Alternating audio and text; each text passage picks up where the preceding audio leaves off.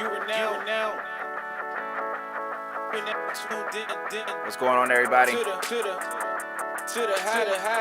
now tuned in to the Highly Flavored Podcast. This is the Highly Flavored Podcast. This is episode number 9. I believe episode number 9. You are now tuned in.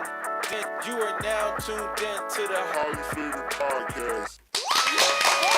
What's going on, everybody? What's going on? What's going on? This is the Highly Flavored Podcast. I am your host, Eddie Royal. Episode number 9, guys.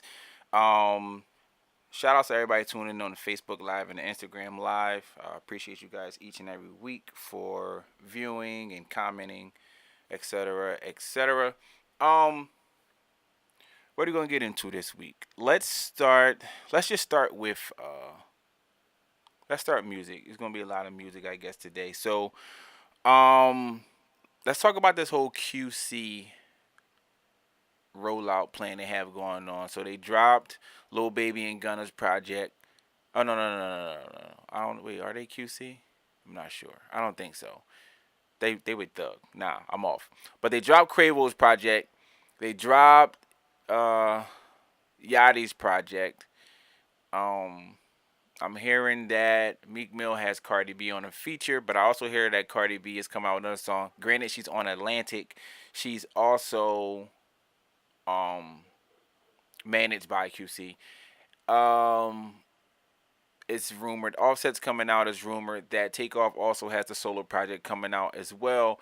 And I really just want to talk about, like, one, their name is Quality Control, and the music that they're putting out, in my opinion, isn't of the greatest of quality. I think they're putting out more quantity. They're putting out a lot of music at a high pace in this era. So for them to be called Quality Control is kind of, it always weirds me out when I say it, and then I see the artists that they have, i.e. the Migos and Yachty and, a lot of other young guys who pretty much produce a lot of what we're calling like the fast food era. In the music currently, they're pumping out a lot of music. They're all sleepers. All these tracks, all these artists, they're sleepers, man. These current projects have been trash, in my opinion. The Quavo project wasn't good to me. The Yachty project, all of his projects to me were trash. And that's coming from all standpoints. Like I can't break down. I'm not just saying like, oh, he can't rap because he's not lyrical and things like that. Yeah, that's one of the areas where I think he lacks as an artist. But I also don't think he makes good songs. I think he had one good hit. They rode the wave. He did some good things business wise, but he's trash. Like I don't like the songs. I don't like the melody. There's nothing that I really like about Yachty as an artist, from where I stand so far, except that sometimes he can be entertaining. And I've seen him perform before. He definitely performs on stage better than his actual songs, but that doesn't mean that the songs are good. That just means his stage presence and his charisma is better. Same thing with the Migos. I think they put out a lot of music really, really fast, and then if you put out 20 songs, we're going to like at least one of them. It's like we're going to, even if it's a little bit, like if we like it a little bit, but we like it a lot more than the rest of the songs, that's the hit. And that's pretty much the formula they've been using. And because I don't think all of the Migos music is great. They got their hits, the big ones that hit the radio, a couple of things on the albums that, oh, this could have been a single too, that never really made it as the single just because they make so much music so fast they move on to the next project. It's all the same to me. I don't see anything on that Quavo project that I would rush to and be like, oh, this is the one. I'm not even sure what's being pushed as the single right now. I have no idea. So I don't know. I mean, it's getting scarier and scarier in the sense of the Migos rumor of Takeoff being the best out of the group as far as being a rapper, because all of the other acts have had solo projects or collab projects with other artists outside of the group, except for Takeoff, and it's kind of putting him like save the best for last type of mentality. And for me, that's scary in the sense of for the sake of the group, because if Takeoff actually is the best rapper out of the group, what happens to the rest of the what happens to the with the group moving forward if that ends up being what's seen? Like if that ends up being factual, what happens? Like how do we now view the group? You know, because we got Quavo as like the Beyonce of Destiny's Child type of situation where we hold him at the top because he's the guy to make the hooks, he's the front guy, so to speak, and all that. Then we be like, oh, a lot of people argue that Offset can rap better than Quavo. Okay, all of those points are arguable, but the people that say Takeoff, either they're trolling or they actually heard him say something that was like, I think he can actually rap better than these guys. And I don't see, I mean, I don't see it personally. Me, I can't dig into the lyrical content of the Migos. That's just something I find that to be non-existent. They're not really trying to hit you over the head with lyrical content. But what happens if what happens if Takeoff is the best rapper out of the Migos? Like, how shocked would the world take it? You know, the hip hop culture. How shocked would they? How I don't know. The crazy thing about it is, I actually do care to know which one of them is the better rapper. I actually do care to know, and I probably shouldn't, but I do. Um, but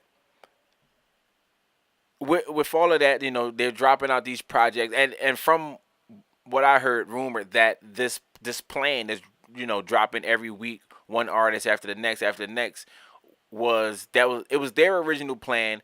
Somehow Kanye caught wind of it, and that's why he did what he did in June. Outside of all of the old other rumors around Drake dropping and stuff like that, that QC was, you know, they were gearing up to do this, drop one artist, then the next artist, and the next, and the next, and the next, which I'm assuming would also probably lead up to another Migos album at the top of the year next year in the first quarter.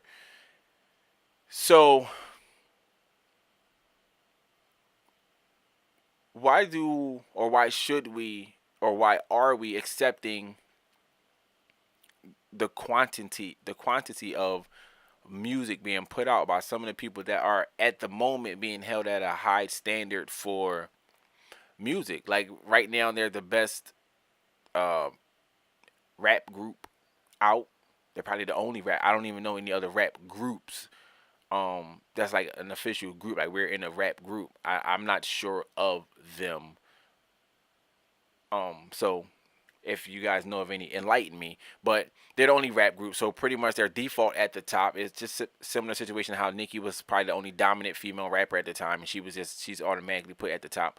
Um, but we accept it. We accept them being able to come out with 20, 25 track albums. Only two singles are on it. Maybe we can squeeze a third single out along the way in between, and then everything else is features. And another thing what I do not want is, I don't want this rumored Migos and Drake album right now. Like I feel like I don't want to hear that. You know, the Future and Drake album didn't go over too well, in my opinion, and I don't see it going any different with the Migos. Now, the element is different, as far as what they all bring to the table, being a group. Then plus just a Drake, he will always just be a feature on his entire project. So it pretty much will be Migos featuring Drake because it's more of them. Um, but I'm not here for it. I don't think I really want to see that. I don't think I really want to see Drake and Amigos over 15 tracks. Maybe they'll do 12. Maybe they'll only do 10 because they're on tour together. I'm not sure like how many we'll get, but the Migos pump out tracks at a high rate. Like they probably one of the people when you go in there like, yeah, we did 15 last night, and you'd be like, how? You know how? That's how you know it's not quality music, because there's no way you can pump out 15 quality tracks overnight in a session. You know, that's lack of writing. That's lack of trying to have content. That's just coming up with a hook, saying a bunch of things, finding what sticks, and then rolling with it, and then saying, all right, we're just gonna push this one out. That might be a hit. Push this one out. Are we gonna say this one and try to see if we can get a feature here and there from whoever, and then we're gonna keep it moving. So working in like the fast food type of mentality, I don't want to see them working on a project with Drake. like that. I think he takes a little more time when he's working on his music. From my understanding, from the type of music he put out and the things that I've seen, I just don't want to see that. I don't want to. I don't want a rushed Drake project. Granted, it's only verses. He only got to do a couple verses here and there, maybe a couple hooks, and keep it moving. But I don't. I'm not here for it. I don't personally. I don't want to see it. So it's crazy. But how do you guys feeling about the QC rollout so far? So we got Quavo, we got Yachty. I gotta know, and I gotta know two projects that regardless of how they're streaming, the actual music to me isn't great. That's how I feel about that. So I don't know. Um, Drake broke another record. No one's really surprised. Drake goes and he beats the Beatles, another Beatles record for the most number ones in the year. So the most number one top charting hits in a year within the same calendar year. He's number one now. He beat out the Beatles. So, um, what's his legacy at the end of all of this? I mean, it's tarnished by the ghostwriting or the ghostwriting rumors, however you want to look at it. It's tarnished again by the Pusha T beef and the Hidden Child and all that. But now, it never seemed to have take a hit. He never seemed to take a hit financially. He never seemed to take a hit streaming wise. He never seemed to take a hit really on his image for the long term. For a brief moment, yeah, but for the long term, he's still the same Drake that the people pay to go and see as far as the character he portrays when he's out in the open. How I know that the more and more accomplishments he get along the way should solidify his legacy. But what I mean by that, what I'm asking, like, where do you think his legacy will fall? Is means like, will we talk about him as one of the goats? Will we talk about him in the top 5, top 10 maybe, or no? Because the ghostwriter rumors are damaging. Even though some of the people in the top 10 have had those similar type of rumors, but we just fail to believe them because we haven't seen or heard anything, and a lot of them are from the 90s. Um, it's going to be intriguing to see because he was on when he was on the Shop LeBron show on HBO. He talked a little bit like about planning for retirement and things like that. So he's already looking to the end of his music career at some point, and not saying that he'll stick with it, not saying that he'll pull a Jay-Z and retire and come right back because he missed the music or whatever the case may be. Um just by him simply thinking about it, I think he's thinking about his legacy as well. I think he's thinking about what he's going to leave behind as far as his name and his stamp on the game in hip hop. And I just want to know where other people think his legacy is going to fall when we talk about the greats. Because even though Kanye was going through all of this crazy things mentally at the moment and the things he's doing with Trump and stuff like that, at one point, um, even up until recent, we were considering him like a goat. And I spazzed a little bit about it on a previous episode that I took him off of that list a long time ago before he started ranting and raving and acting crazy, just because for the same reasons people were probably targeting Drake. He's admitted to having writers. He always had writers. His entire career he has writers, and he also, from what I continuously hear, he's not creating his beats from scratch. He's sampling something and building around something else. And I just want to see I want to see more original aspects when it comes to being creative, being an artist, being a creative. I want to see more of you creating something from bare bones and not borrowing from 1,000 different places and putting it together and just nodding your head really hard in a video and then putting it out so we can think the beat's hard, and then we find out that beat might not even make it to who's ever album you're working on because you couldn't get the sample clear. So that's my issue with that. But we also held Kanye in the GOAT category, and for a while I had him in like a top maybe 20 all time type of list, and he slowly started fading off of that list for me. Now, if you're going by just judging catalogs, I can put catalogs in tops of 10s and 15s and 20s. Yes, catalogs is different from the actual artist. The music created, I can use it to stand alone from how I rate the actual artists themselves because I listen to R&B too, and a lot of majority of R&B singers have writers. So if I feel like if I love that song and somebody else wrote it, I can love a hip hop song even if somebody else wrote it. It just takes away from the artist, but it doesn't take away from the song. Um, so with his legacy and just to go a little deeper into that, with that, just talk about just about Drake's legacy. Let's just throw in like Kendrick and Cole and Meek, not their legacy, but who's next up as far as that caliber of talent. Talking about lyrical talent, rap ability. Who's who's coming up that we think might be able to not join that ranks. They don't have to join the ranks of, but they can be the next lineup of these people that's going to help project hip hop into the future. We know it's not Lil Pump. We know it's not Lil Xan. We know it's not, like, we know who it's not, or we know who it shouldn't be. I'm not gonna say who it's not because it might turn around and end up being them, and hip hop and rap music will be thrown for a loop for a while. But I look at artists like Jordan Lucas. Um, I think he's a phenomenal talent.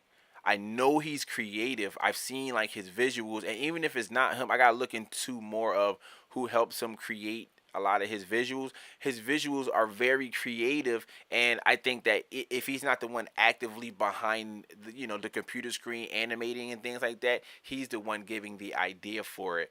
Nonetheless, in my from what I understand, and just having that type of creativity, I think he should be further along than what he is, but he's on the rise. And I think he's gonna be one of those like in the top tier of whatever new wave of artists that will be on top.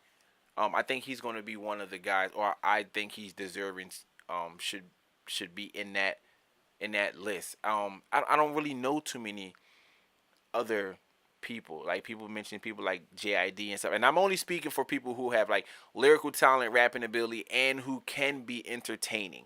That's what I'm talking about. I'm not talking about somebody who could just come out, say some crazy stuff on the hook repetitively, say something that don't make no sense and the beat hard and we rocking with it. I mean somebody who can actually hold some weight in the space for a while and be competitive when it's time to be competitive, and have some insight, political insight, or some social views, or just some fruitful content, a good story to tell, aside from just being a drug addict and things like that. So uh, it's I don't know. I mean, who do you guys think? Let me know. Drop your list. You can add me, tag me. You can put it on the bottom of the videos. You can put it on the bottom of the SoundCloud in the comments. However you feel. I just want to know. I just want to start picking people's brains about where do we see music going as far as hip hop, and where the top artists. Who are we looking at that could potentially be the next Drake, so to speak, and the Kendrick and the Cole, and even Meek. I got Meek in that top list that's been holding down this era of music for a while in his lane, respectively. Um, and a couple of people fell off that list. I had Big Sean on that list at one point. I had Wale on that list at one point. Um, Not too many other people. I thought Jay Elect was gonna do something, but then he just never puts out music. So he been fell off that list. So it's weird. We're in a weird space where the top 4 or 5 is now like the top four, and other people are fighting for five, but they're not really fighting for five. It's like they don't care to be in this space right now. It's kind of weird. And I spoke it a little bit earlier. Meek and Cardi rumored to have a new song. Meek had the clip out. Meek is one of the kings of putting out uh, quick clips, Instagram clips, and things like that. And it's it sounds okay. It's not the usual Meek clip that we normally get. So I couldn't really get into the song as much. Even though the clips only be 15 seconds, 30 seconds, maybe 59 seconds a minute, if that. But I know that it was Cardi spitting a little bit of her verse, then Meek playing a little bit of his verse in the studio, and they got that same Meek, that same Meek bop, the original, the old Meek, not the new reformed Meek when he's gonna be telling a story to try to get his life about how he getting his life together in prison reform. Just the old regular club Meek, regular hits, and that's cool. I think that the track's gonna do great regardless. Cardi streams well. Meek streams well. Put them two together. Yeah, we already know how streaming works. So if you don't know, get hip. Streaming is going to always be streaming. Um, and that's it on that. Let's touch back a little bit on the Pusha T interview. And the main thing I want to actually talk about is being believable. Like a lot of people just take Pusha T's word for Pusha T's word, and I just want to know why. Not because I don't agree, not because I don't believe it. I'm just trying to figure out like why certain artists or certain people, period, just get the green light to be the truthful person. And the main thing people say is, well, they don't have any reason to lie. In this situation, he does. He could gain a lot from spewing out false stories. Um, so Pusha says that, of course, you guys heard Pusha said that it wasn't Kanye that told me all the information. It was 40. And, those who don't know who 40 is like Drake's right hand man. Been here with him since then in the beginning of his music career. Um, Produces on everything that Drake does, etc., etc. He's pretty much like the sound. Like he is Drake's sound, so to speak, the backbone of Drake's sound. And Pusha T says, he was that 40 was pillow talking with some chick. The chick gets all this information, and the chick comes back and she tells them all this information. And it always boggled my mind as to one, why, like, why is this female, one, why is she so comfortable being around y'all camp when she's part of, well, she's not part of that camp, but she's with 40, and she ends up with you guys in Wyoming somehow to get you information, to give you information that was privy only to few people. So I don't know. It was kind of weird to me, in a sense, just how you got the information from her. I want to know the story of how it came about to have that conversation. Like, was it like, tell me about Drake? It's like, no, but I'm fucking 40. So what do you mean tell you about Drake? So why would you ask me? I'm talking about being like Pusher or whatever. How did that information come about? How did that conversation come about? Um, but yeah, Pusha T is always like the person that seemed to be believed first, and I think mainly because a lot of it is viewed as he's like this street guy. The whole I sold drugs and all that type of stuff. So it kind of makes the public perception of the harder guy, pause, um, is taken, just by word. And then because when Drake said what he said about, the whole story, he went to Wyoming and all that stuff. The story, it seemed genuine. Now again, Drake's an actor, and you can steer the storyline how you want to, especially when you get that type of limelight.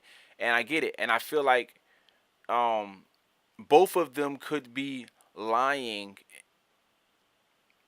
but I feel like Drake told his story from what he thought happened. I feel like Drake was like, I went there and I told Kanye some things and I expressed some of these things to Kanye, and then this comes about. I'm battling with Push, and some of those things are in the track. And it's like, all right, cool. Then Push like the Shorty. Nah, Shorty told us all of this stuff because she got it from 40 because 40 told her. And then I'm like, okay, cool. So Drake told 40, 40 told the Shorty, Shorty told Pusha T put it in a song. That sound like too many lines down of communication versus, yeah, I came, I told Kanye some things, and then me and Drake, I mean me and Pusha got into it, and now those things I told Kanye are smeared throughout this diss track. Um, so to me, it's not random. It's kind of one of those things where I feel like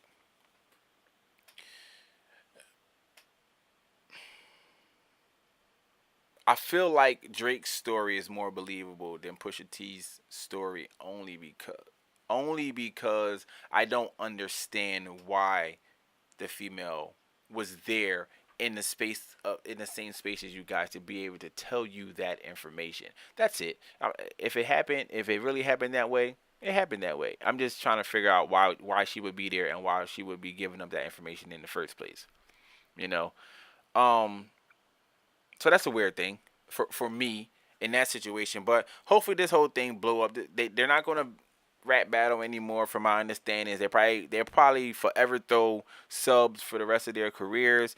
But that's probably all we're gonna get from them. It's probably all we're gonna get is a bunch of subs back and forth, little sneak disses here and there, a couple jabs, and keep it moving. But nothing exclusive. Something dramatic is gonna have to happen, in my opinion, for something like that to go on. So, I don't know. Drake's in a lot of news. Not really. So the Sicko Mode video drops. Travis Scott featuring Drake and featuring Sway Lee. Granted, there's only a couple ad libs. So they shoot the video. They drop the video. The video is out. Somebody sends a tweet out and says something. Adding Sway Lee, and was like, I didn't see Sway Lee in the video. And Sway Lee was like, oh, I didn't see that. I didn't see that either.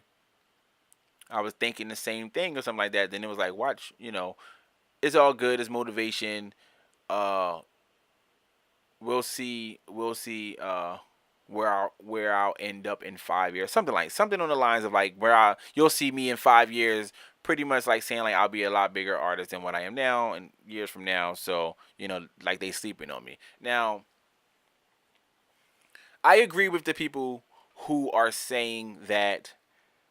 I don't. You don't even remember half the time that Sway Lee's on a track. No disrespect to Sway Lee. I think he's a phenomenal artist. I think he comes up with crazy songs. I think he's super creative.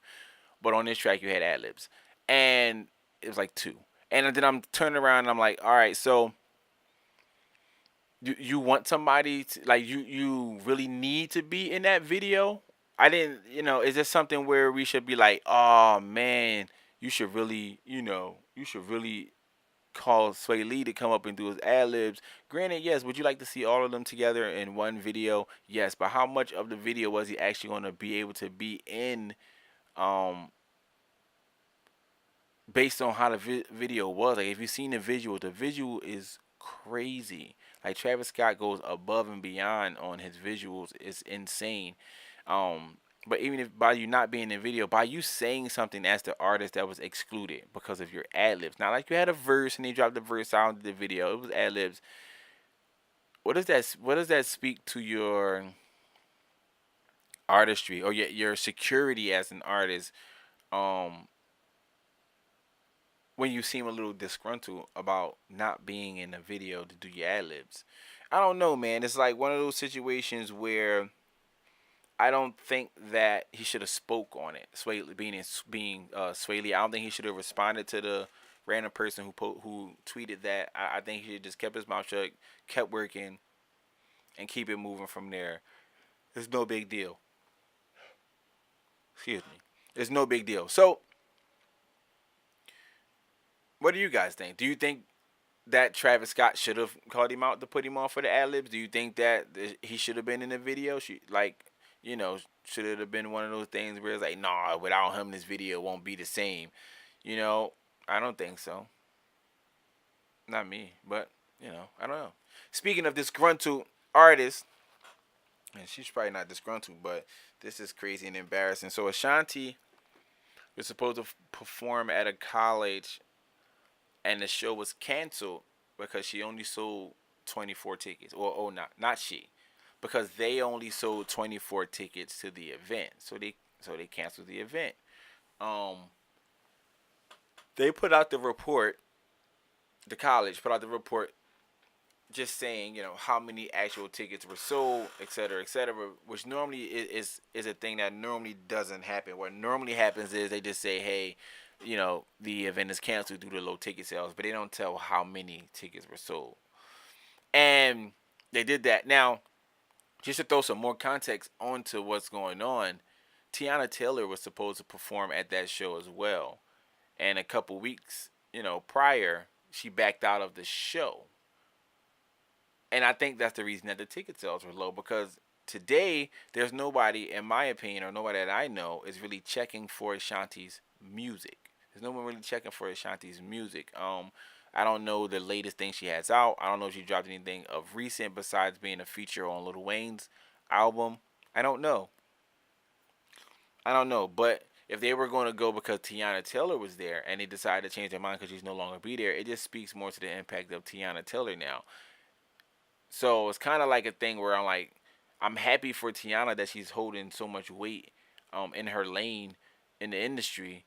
But now I'm kind of like, damn, that's crazy, Ashanti. Like, you can't sell more than 24 tickets. Now, granted, the the youth who's in college right now, the youth who are in college right now, they didn't grow up on Ashanti. They didn't listen to all the Ashanti and Ja Rule features and the Baby Babies and all. They wasn't around for that. Like listening wise, they were around. They were kids. Yeah, they were kids, like children, probably still watching Sesame Street and singing Elmo songs. So it wasn't a big thing to them, but they did listen to Tiana Taylor because she's recent and she's new. Um, as far as her project goes, it's new, it's recent, and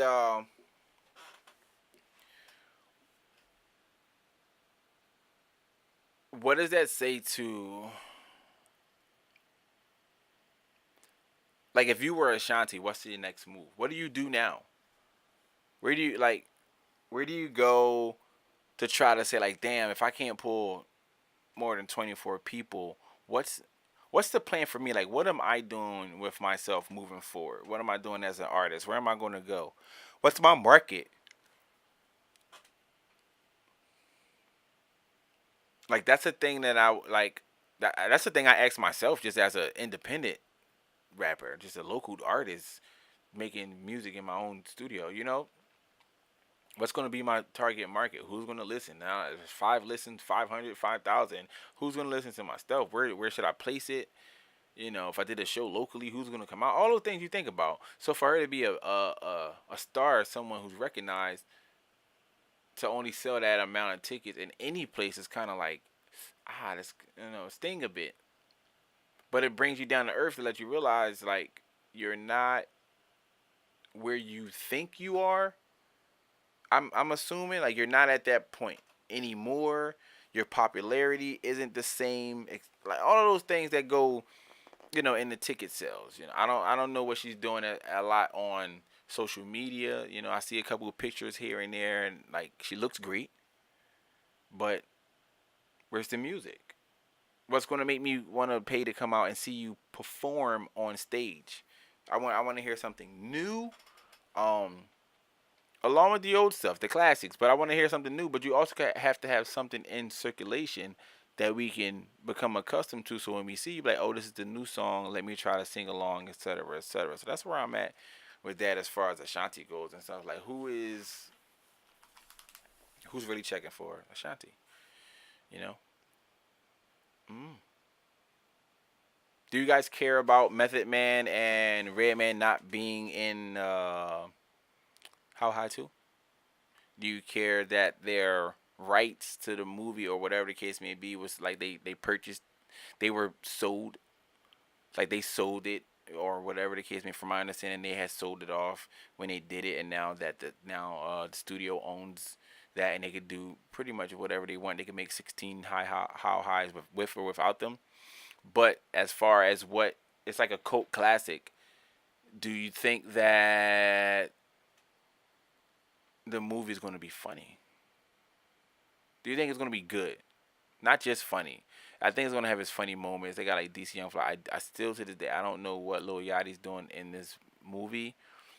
And I hope he does great things. I hope he's a great actor, or I hope he's funny. Whatever the case, I really do.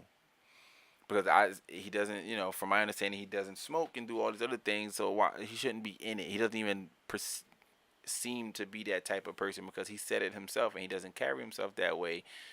So I don't know. But what are your thoughts? What are your thoughts on it, guys? What are your thoughts on Meth and Red not being in How High 2? Even if like a little cameo or a quick picture, they could be professors, something real quick just to go along with it. I don't know. Um, Rihanna rejects the Super Bowl. That's major. Granted, Rihanna's like a super mega star. She stands with Kaepernick, and she was like, I won't do the Super Bowl until they have proven that they stand for something better than what has been proven, especially over the past few years. And I say that to say, because Rihanna did, she's a megastar, she can do whatever she wants. Cardi B, of course, was slated to perform at the upcoming Super Bowl with Maroon 5 and things like that. And now she's, from my understanding, Cardi B is now saying, I ain't gonna do it. I stand with Kaepernick, I ain't gonna do it. Um, don't be a copycat. That's how I feel about it, only because the report of her performing at the Super Bowl was a while ago. And you could have came out then and said it like, oh yeah, they asked me because the song with Maroon 5 blah blah blah, they wanted me to come and perform, and I was trying to but as soon as you start going into details of, I want to work out my own little set here, I want to do some of my own songs and stuff like that, and they probably said no. They probably said no. Maroon 5's the head, and you're just gonna come out for the feature, and we're gonna keep it moving. We're not gonna give you your own time. That could have been the thing, and she could have been like, okay. And then she sat it on that a little while, thought about it, and then Rihanna came out and was like, I'm not doing no Super Bowl, fuck that. I stand with Cap, I'm not doing a Super Bowl until y'all fix some shit. Get it together. And then she was like, oh, I can do that. They're not giving me what I want, so I can turn this more into a political thing now and try to take some of that wave that Rihanna's riding right now. That's how I look at it. I look at it as wave riding, because for her in the lane that she's in, I think that her trajectory, I think right now she's on a plateau. I think she shot up real fast. I think right now she's just on the plateau. She hasn't. It's hard for her to catch another Bodak Yellow. Of course, she had a nice one where I like it like that. I like, a lot of people really like that song. It was a great pop hit, crossover, but she's still, of course, she's not on the level of like your Rihanna's and Beyonce's and stuff. You know, rightfully so. But now you're trying to use that like you backing out to leverage some of that to ride Rihanna's wave, and and I feel like the Super Bowl one is a good look for you. It puts you in front of an audience of a lot of people who will not be checking for you if you were not at that Super Bowl. That's just a fact of the matter. If you weren't performing on that Super Bowl stage, there's a lot of America who won't care to know who you are. They probably heard your name in passing. They probably never listened to your songs. You think of people, a lot of people who listen to Maroon 5, all of them don't listen to hip hop music. But they probably heard that song by them and heard you on it, which gave you a broader audience. And now they want to see you. Because I look at it like this: if you look at the social media or just the back history of Cardi B, and your standard Maroon 5 fan, the people who we assume to be Maroon 5 fans, and they go and check into the history of Cardi B, I don't think that they would really at that point still want to be or even want to associate with those types of characteristics that she portrayed early on in her career, and that she portrayed as of recent with the whole her and Nicki at the Fashion Week thing. It's one of those things where I'm like, man, you can really be put in front of a lot of people, but for her, is that a good thing if she's not willing to change anything about her character? Because now you're playing with other people's money, you're playing with other people's time, and you're destroying your own personal brand if you don't at some point get it together. And I said that. And she had a couple performances lined up. What was the AMAs or whatever? She did that. Did she do the BET Awards? I think she performed there. I could be wrong about the BET Awards. I'm not sure, but I do remember her performing, at the AMAs and all that stuff like that. Or was it the BET Awards? She got a couple of awards. And it was one of those things, in my opinion, where I'm like, okay, there's a lot of things you're just gonna win by default, because when you showed up, you're a big draw, and you're like, if I don't show up, I'm not gonna get. Like, she got the best. She won. She won an award And I feel like this was purposely set up just to have like a little slap in the face because she was coming to perform at the show and be up for an award. She won an award for Best Featured Verse. The featured verse that she won for was for her verse on Motorsport. When we all know Nicki Minaj has the best verse on Motorsport. So it was one of those things where I feel like she was like, "Oh, that's what y'all doing in the category. I want to win for that song." So everybody can say that I had the best verse on that song, and we both were actually taking active shots at each other on the same track. I don't like that because I don't think you had the best verse on that song. A matter of fact, I don't. Not that I don't think. I know you didn't have the best verse on that song. I would have rather her won for her verse on Finesse with Bruno. That I would have been like, all right, cool. That's impactful. That's powerful. You know, it's Bruno Mars and you know that song that was a crossover hit. All that stuff. I'm come on. But for Motorsport, like she won for best featured verse on from Motorsport. That's a lie. But that's the politics of these award shows. Play nice with us, we play nice with you. Show up and perform, we can, finesse a couple of these awards and you can win this one. Oh, you want that one instead, or you can win that one. Some of them are out of her reach. They like, nah, we can't give you that one. It's impossible. But best feature verse, we can finagle that a little bit. Nah, I'm not jumping with that. Like, there's no way. You can't even convince me. You can break down the bars bar for bar, and I even reading them off a piece of paper, you can easily tell.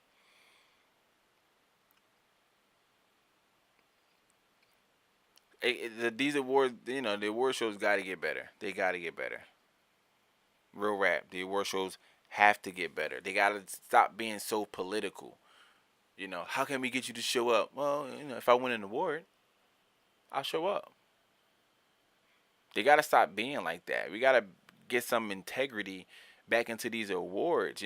I think the only award show that probably is the most straightforward, from what I understand, is the Billboard Awards, because they're going off of sheer numbers.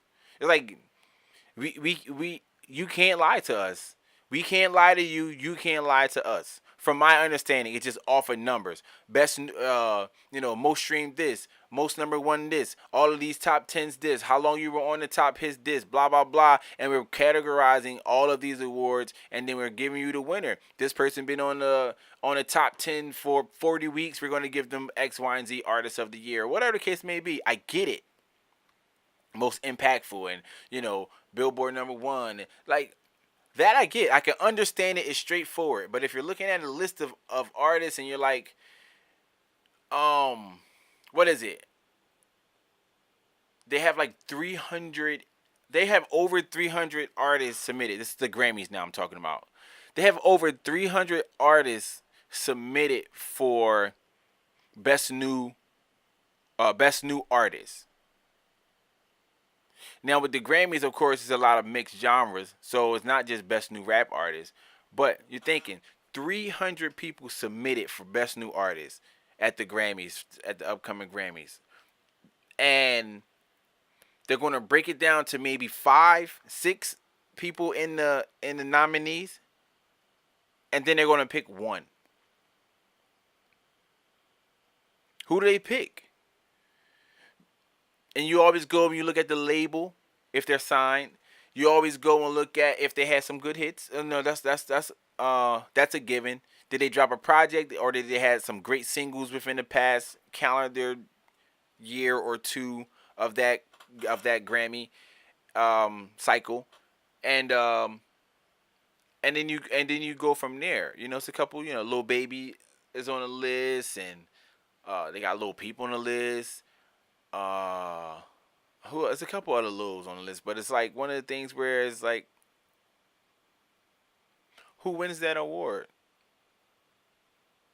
Like, who are you to tell me who the best new artist is? If it's a pop artist and I don't listen to pop music, and we know what I mean by pop music. I don't mean just like popular music like Drake.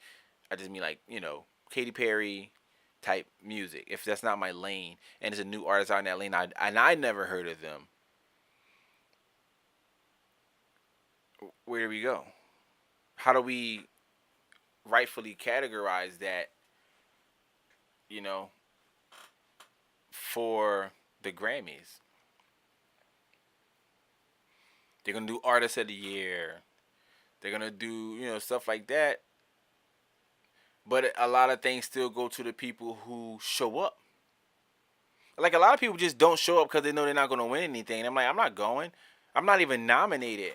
I don't want to be there. The Grammys used to be a thing. Like these award shows used to be a big thing. They were huge, and now they're just laughed upon and like, nah, this person shouldn't have won, but they did. That person shouldn't have won, but they did. Oh, they got this best new country artist, right? They got best rock, rock and roll, whatever, correct. But when it comes to new, when it comes to hip hop, when it comes to pop, uh, the lines aren't as black and white. It's like, oh no, like if Post Malone comes out and win like hip hop album of the year, I don't want that. I don't think that Post Malone is a hip hop artist. I do not. Love his music, hands down. Makes great quality music. I like it. But to me it's not hip hop. It's more like alternative rock, in my opinion. Imagine somebody like Mike Shiona with Linkin Park, great band, and I just look at, even though they're not the same type of artist as far as how they perform, but what I'm saying is that was rock music, but he was rapping. Post Malone's not rapping. They still called that rock music because they were white and they had a band playing with, they had electric guitars and keyboards and blah blah blah. They had all this other stuff. So now they're thrown in rock. They're not thrown in hip hop because somebody's rapping on a track. But now you got Post Malone who don't have a band, who got instrumentals, who sound similar instrumentals to the sound of hip hop, trap beats and things like that. But he's kind of singing on it. He's very melodic, and he get a rap feature. Oh, this whole track's hip hop now. I don't like that. I don't like that you just categorize as hip hop because of the production behind it. And even at the point in time where Post Malone was I'm not a rapper or I'm not hip hop or whatever the case may be. That ain't because they don't want to be bottled in. They don't want to be just confined by this category, because the hip hop category will consume you and it will eat you alive. Then it'll spit you out in 2 years for the next young little something or the next person try to be like Post Malone or whatever. Because they're always saying like, oh, Juice WRLD sounds like Post Malone, and I'm like, they don't, but I get why you would say that. Because stylistically, they're similar as far as how they perform on the track, but Juice WRLD actually raps too. That's not Post Malone's thing.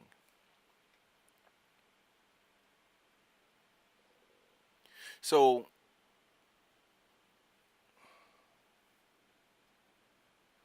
yeah, a lot of this award situation has to be fixed, man. They got to get the right people in there. They got to get a lot of unbiased people on the panels. The voting system has to be better.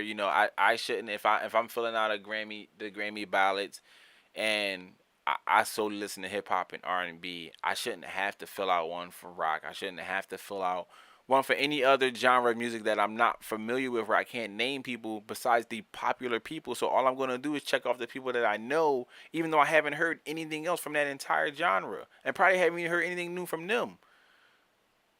That's flawed. I think I should only vote on what I know about, and just be able to leave every other thing else blank. Like NA something. Because that's why you get people winning who a lot of the public doesn't think that they shouldn't have won. They be shocked. Because it was just a popular vote from the panel and a whole bunch of people who know the names of people. It shouldn't be like that. Better voting system. Tighten it up, Grammys. You know, all these award shows need to tighten it up. BT needs to tighten it up. Some of the ciphers were actually okay. Um, I like the cipher with uh, what was it, Sean Smith and Ransom. Why was I think that's the same one that Block Boy was in. Why was he in that cipher? Why is Block Boy in a cipher with a whole bunch of people who can actually rap? Because I don't think he can rap. From what I've heard, I listened to the album. I listened to the cipher. My mind has yet to change. There's a lot of people that really can't rap that's popping right now.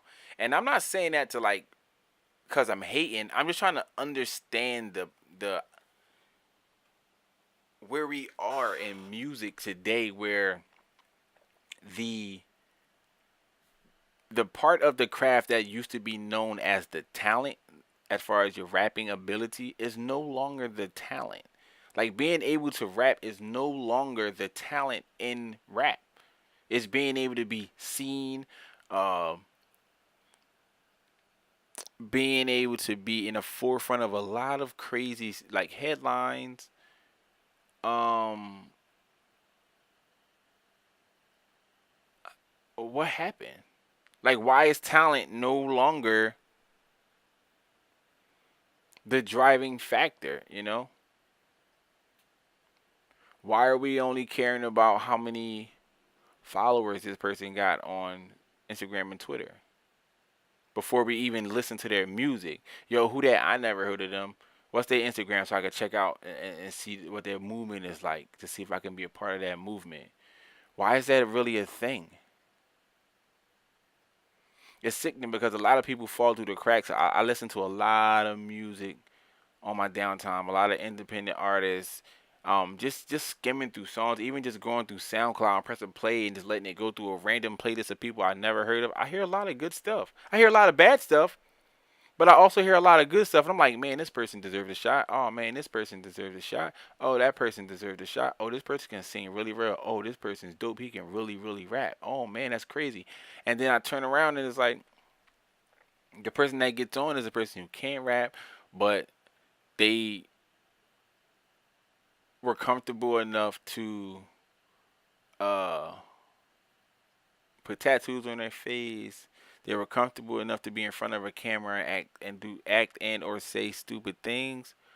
Um, they're comfortable enough with not having to provide quality, and they can just fast food everything and hope that something sticks. They're comfortable enough in all of those lanes, and it's scary because the youth is growing up and they're trying to replicate what was the fastest way to get from point A to point B, and that's exactly what's happening. The kids no longer really care about too much lyrical content. It's a few rappers up and coming. It's like, oh, they can really rap. That's like I'm talking early 20s. I'm talking about early 20s, maybe still a teen, 18, so say 18 to 22. It's a few, far like a very very few. And it's scary because if it's only a little bit of those artists that are really trying to still be part of the culture for the long term, because the fast food will be fast, it will be here and it will be go. But for the long term of things, it's not a lot. It's not a lot of kids that's still going to be out here really rapping in the future, and it's scary based on what I've been seeing in the music industry. So hopefully we get it together. Hopefully we are able to create a better structure. Not only just for hip hop, just for award shows in general. Better structure for artists that actually want to be creative. More insight of what's going on with the industry and why uh only the quick hits that are going to last a couple months are the ones that get pushed the most, but not the things that are going to sit with a fan base for a long period of time. Why isn't that pushed to the forefront the most? All of those things, man. So at the end of that couple albums that came out again this weekend, we had the Lil Yachty, we had the Future and Juice World project, Asian Doll. I listened to Lo-Fi's. None of them hit for me. None of them hit for me. And we're talking just on the hip hop side. None of those albums did for me. I don't think any of the albums that came out the past weekend, that were at the top of the list of new releases. I don't think any of them were good. I was like, man, these are all like bad. Musically, they were bad. You know, bad raps. Some of them are not entertaining at all. Flows off. Some people trying to do too much. All types of things. Or sometimes just the content. Sometimes the content too. I'm like, this is trash. The content has to captivate me as well. Some shit I don't want to hear. I don't want to keep hearing about drugs and bouncing in the beat super hard and just like, yeah. I don't want to hear about that all the time. I don't want to hear about that throughout your entire project, throughout your entire album. Show me some versatility. Show me you got talent and skill. You know. But it is what it is, guys. Listen, this is the Highly Flavored Podcast. This was episode number 9. I believe this was episode number 9. I could be wrong. All right, episode number 9. Thank you guys for sticking it out here with me. Everybody that was viewing on my Facebook Live, I appreciate you. Everybody who's watching on Instagram, I appreciate you guys. Just check me out. I'm on. This episode will be posted on SoundCloud today, of course, and then by Wednesday, I will have the visual up on YouTube if you prefer to just watch the podcast itself. But you guys go on with your day. Enjoy the rest of your day and stay safe. Guys, I am out of here. See ya.